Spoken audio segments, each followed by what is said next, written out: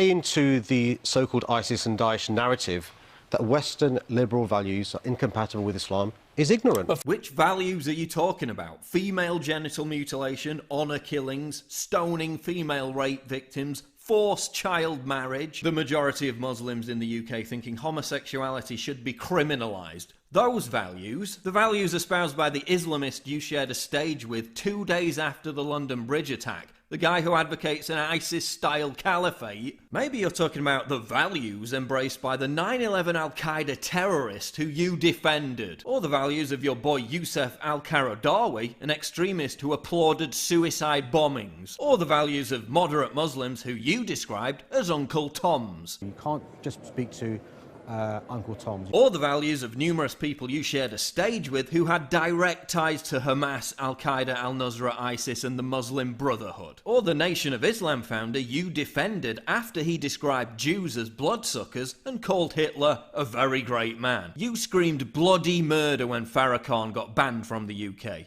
Yet you want to ban Donald Trump's state visit simply because he called you out for letting jihadists who go to Syria to fight for ISIS back into the country. And yet you want to stop the President of the United States when your values include making terrorism part and parcel of living in a major city. Those aren't values I'm willing to tolerate. What solutions has Khan offered to stop terrorism? Nothing. He's out today complaining about Islamophobia again. There were 14 more racist incidents recorded yesterday than the average. What? Mean tweets? Who cares? People are having their throats cut open, kids are having their limbs blown apart, and you're more concerned about mean tweets. 3 attacks in 3 months, and they've arrested more hate criminals than actual terrorists. How many of those arrested are Muslim hate preachers who radicalise terrorists? None. We've got hundreds of ex-ISIS fighters roaming the streets, which you complain you don't have the resources to track. Oh, but you're ruthlessly competent when it comes to finding people who cause offence on social media. The Met Police says they don't have the budget to monitor these terrorists,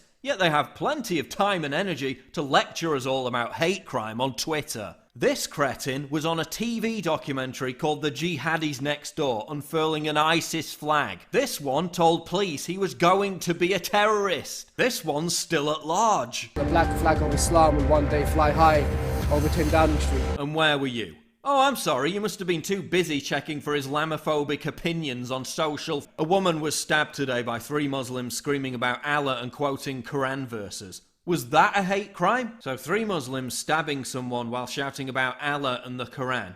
And what was the Met's response? Not terror related. But it really is unfair to accuse the left of being soft on terrorism. I mean, they reported this 15-year-old UKIP supporter to the government as a terrorist because he handed out leaflets and made a joke about Caitlyn Jenner, a teenage UKIP activist. Yep.